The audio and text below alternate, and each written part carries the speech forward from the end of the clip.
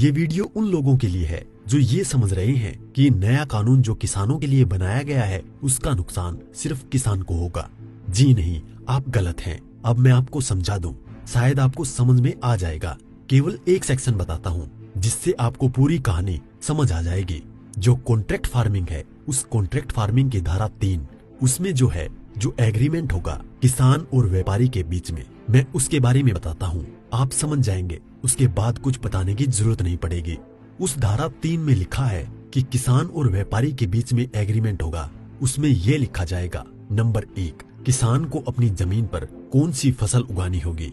Number 2, उस फसल का ग्रेड क्या होगा, स्टैंडर्ड क्या होगा और उसकी क्वालिटी क्या होगी। नंबर 3, उस फसल को उगाने के लिए जो बीज होगा, जो खाद होगा, जो कीटनाशक होंगे, जो मशीनरी होंगी, जो तकनीक होगी, उसे वो व्यापारी जिसके साथ समझौता हो रहा है वो देगा। उसके बाद उसी एग्रीमेंट पर लिखा जाएगा उसकी कीमत क्या होगी। जो फसल उगाएगा, जब फसल पक के तैयार हो जाएगी तो किस कीमत पर व्यापारी खरीदेगा, ये भी लिखा जाएगा। साथ में ये भी लिखा जाएगा कि इस फसल की कितनी बार चेकिंग होगी। तो बोते समय जब फसल बढ़ रही होगी उस समय, और जब फसल कट के व्यापारी खरीदेगा उस समय, 3 समय उसकी चेकिंग होगी। अब मैं आपको समझाता हूँ एक बहुत मोटे से उदाहरण से। समझो, ये मानिए कि इस कानून के हिसाब से पूरे देश की जमीन, पूरे देश के जो किसानों के पास जमीन है, उसका जो व्यापारी है उनसे एग्रीमेंट हो गया। व्यापारियों से एग्रीमेंट होने के बाद सारी जो फसल है वो कहाँ जाएगी, व्यापारी के घर में। इसका मतलब ये हुआ कि सरकार के पास खरीदने के लिए एक दाना नहीं बचेगा। सारी की सारी फसल व्यापारी खरीद के ले जाएगा। और व्यापारी कितनी फसल खरीद सकता है, पहले उस पर प्रतिबंधता थी।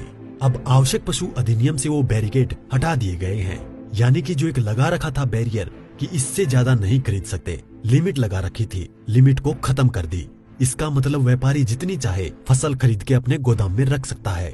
अब मानिए कि पूरी फसल किसान से व्यापारी के घर चली गई, तो आप थोड़ा सा पीछे आइए। 2013 में इस सरकार ने संसद में कानून बनाया था इस देश के गरीब लोगों के लिए। 82 करोड़ गरीब लोगों के लिए नेशनल फूड सिक्योरिटी एक्ट यानी राष्ट्रीय खाद्य सुरक्षा कानून के तहत 82 करोड़ लोगों को 3 रुपए किलो चावल, 2 रुपए किलो गेहूं और 1 रुपए किलो मोटा अनाज देना था। अब मैं आपसे सवाल पूछता हूँ, अब समझिए, आप सब कुछ जब सारा अनाज व्यापारियों के पास चला गया, सरकार के पास कुछ नहीं है, तो सरकार इन 82 करोड़ लोगों को कहां से अनाज दिलाएगी, पहले तो ये बताएं। इसका मतलब जो 82 करोड़ गरीब सरकार की मदद पर निर्भर था वो खत्म हो गया। मतलब आप कह रहे हैं कि किसानों के खिलाफ बिल है, किसानों की भलाई की बात कर रहे हैं, किसानों के खिलाफ लोग समझ रहे हैं। नहीं, ये पूरे देश के खिलाफ है। इससे 82 करोड़ गरीब खत्म। देश में 5 लाख जो राशन की दुकानें हैं वो भी खत्म। 5 लाख राशन की दुकानों में कुछ रोजगार भी मिलता होगा, वो भी खत्म। अब इसके बाद आप आ जाइए कि जब किसान को सारी चीजें, जो खाद भी है, बीज भी है, कीटनाशक भी है, मशीनें भी हैं, तकनीक भी है, वो व्यापारी जिससे समझौता हुआ है वो ही देगा। तो जो व्यापारी ये काम करते हैं, कोई खाद बेचता है, कोई बीज बेचता है, कोई मशीन बेचता है, तो कोई कीटनाशक बेचता है, वो व्यापारी भी खत्म। तो आपने व्यापारी खत्म कर दिए, गरीब मजदूर खत्म कर दिए, और किसानों को आपने बंधक बना दिया, मजदूर बना दिया, गुलाम बना दिया। कैसे? अब मैं बताता हूँ। जब किसान की जमीन पर एग्रीमेंट हो गया तो किसान चाहकर भी अपनी जमीन में मानो मक्का बोए हुए है, मक्के से एक बूटा तोड़ के नहीं खा सकता।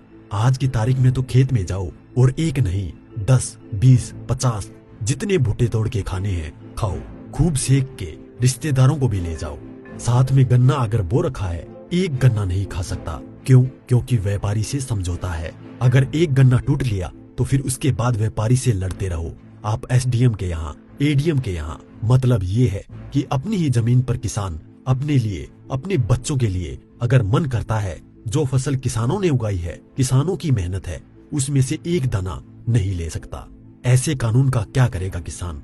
और इस कानून ने व्यापारी खत्म कर दिया, इस कानून ने मजदूर खत्म कर दिया, और साथ में जो किसान है, किसान को इतनी भी मोहलत नहीं दी गई। आज की तारीख में तो किसान किसी भी जगह से दूर जाकर, यहाँ से ठीक नहीं मिला तो वहां से ले, वहां नहीं मिला तो वहां से ले, यहाँ से कम नहीं मिला तो यहाँ से ले। खाद और बीज अपनी मर्जी से ले सकता है, इसके बाद नहीं, इसके बाद तो व्यापारी ही देगा। इसका मतलब ये हुआ कि चंद व्यापारियों के हाथ में पूरा देश जाने वाला है। और जब व्यापारी के साथ में समझौता हो गया तो कोई भी बैंक किसान को लोन नहीं देगा। इसका मतलब ये हुआ कि अगर उसे पैसे चाहिए किससे लेगा? एक ही रास्ता बचा है, उस व्यापारी से। तो सरकार कहती है कि जमीन नहीं जाएगी, तो ऐसे जाएगी जमीन। और उसी व्यापारी से जब वो कर्जा लेगा, धीरे धीरे कर्जा बढ़ता चला जाएगा और कर्जा बढ़ता चला जाएगा, व्यापारी का ब्याज बढ़ता चला जाएगा। लिहाजा जो किसान है अपनी ही जमीन उस व्यापारी को बेचने पर मजबूर हो जाएगा। अब थोड़ा सा पीछे जाओ, आपको ले जाता हूँ 1947 से पहले। उस समय क्या था? इस देश में जो साहूकार होते थे वो ऐसे ही करते थे। किसान को पैसा दिया, वो पैसे पे इतना ब्याज पर ब्याज पर ब्याज पर ब्याज किसान की पीढ़ियां गुजर जाती थी, कर्ज नहीं उतरता था और सारी जमीन जो है वो साहूकार के यहाँ पे चली जाती थी। मदर इंडिया और धर्मेंद्र जी की गुलामी जैसी फिल्में देखें आप, और अगर पढ़ना हो तो गोदान पढ़ो मुंशी प्रेमचंद जी की। पहले वो अपनी ही जमीन पर बंधुआ मजदूर बनेगा, उसके बाद में अपनी ही जमीन बेच जाएगा। ये है इस कानून का परिणाम जो आगे तक नजर आता है। इसलिए ये कानून पूरे देश को तबाह करने वाला है। अब एक चीज और रह गई, उसे भी बता दूं। जो मध्यम वर्ग के लोग जो आज रोटी खा रहे हैं, जब व्यापारी सारा अनाज अपने गोदामों में बंद कर लेगा, तो वो जो आज उसने लिया, जिस दाम पे उससे 6 गुना 7 गुना 8 गुना दाम पर बेचेगा। तो जो मध्यम वर्ग के लोग जो घरों में बैठे हैं, उनको इस आंदोलन में बाहर आना चाहिए। जो अनाज, ये आटा 20 रुपए से 25 रुपए 30 रुपए किलो मिल रहा है, वो ही इस कानून के लागू होने के बाद वो आटा, वो अनाज उन्हें 50 से 6 गुना दाम पर मिलेगा। 100 रुपए, 125 रुपए, 150 रुपए किलो मिलेगा। तो असर किस पे पड़ेगा? एक भी व्यक्ति नहीं बचेगा जिस पर इस कानून का असर ना पड़े। इसलिए मैं कहता हूँ कि ये किसानों के विरोध में नहीं है, देश को तबाह और बर्बाद करने के लिए है। इतना सब कुछ पता होने के बाद भी अगर आप किसानों का साथ नहीं देते हैं तो आगे आपकी मर्जी।